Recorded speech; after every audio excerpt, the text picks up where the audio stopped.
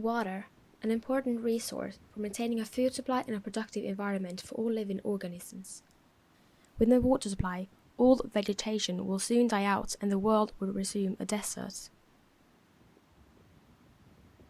70% of our planet is covered by water, but only 3% of the world's water is fresh water, and 2/3 of that is tucked away in frozen glaciers, which makes it hard for us to use. I'm currently standing next to Vindelälven, a river known for its length and amazing fishing in north of Sweden. But the question is, how clean is this river? This water is so clean, you can just drink it. But how does the water look in other places? The River Thames, located in London, has been an important trade and transport route since prehistoric times. The river is even filled with life today. But this is the river up close. It's a clear difference with its brown colour. But why is there such a big difference between rivers? What exactly is affecting this one? More people in the cities means that we are using transport more. Pollution in the river comes from the transport as well. So you have the runoff pollution, and that is a big challenge. So we know relatively well about what we call traditional pollutants, so phosphorus, ammonia, nitrate.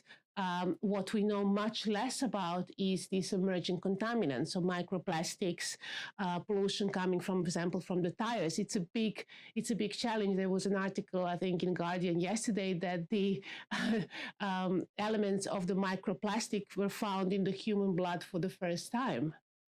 So how these tiny, teeny particles, for example, from the tire wear. So imagine the problem. You have tires which have their wear, they wear over time.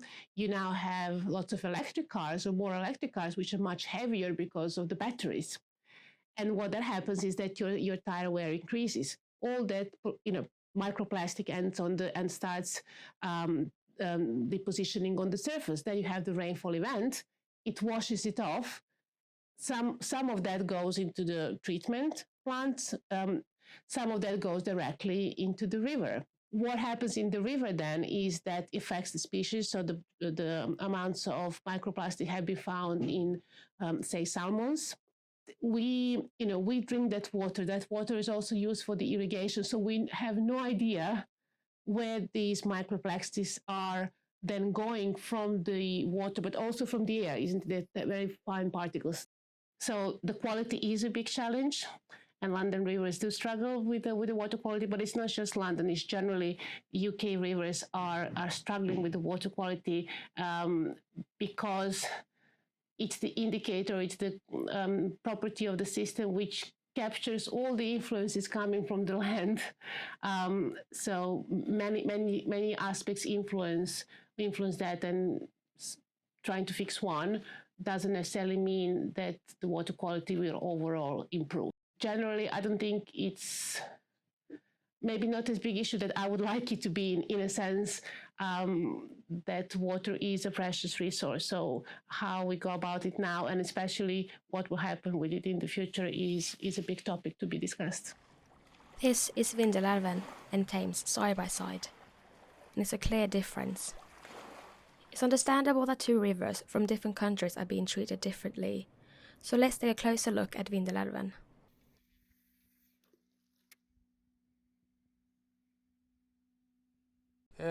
Vindelälven är ju som alla vattendrag i Sverige inlagda i ett stort system som heter VIS, som Länsstyrelsen ansvarar för och Havs- och vattenmyndigheten då. Och då har man gjort klassningar av alla vattendrag.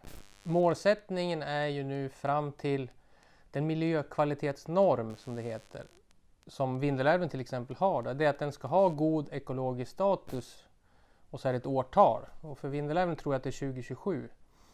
Nu har ju Vindelälven, i alla fall de flesta delarna av den, god ekologisk status redan idag. Det som egentligen styr vilka verksamheter som får påverka älven, det är den här miljökvalitetsnormen. Man får alltså inte försämra statusen. Förutsättningarna med ett rent vatten som är drickbart gör ju att resursen kommer att fortleva till kommande generationer. Och det är otroligt viktigt. Att mina barn kan bada, de kan gå ut och dricka vattnet när som helst på året utan problem.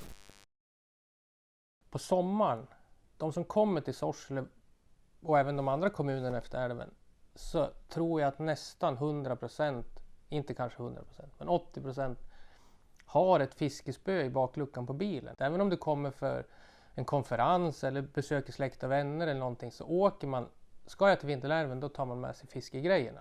Man kommer hit och då vill man uppleva en orörd natur, en orörd älv och ett fantastiskt fiske då. We all know the environment is in a bad shape, and we all know that we need water to survive.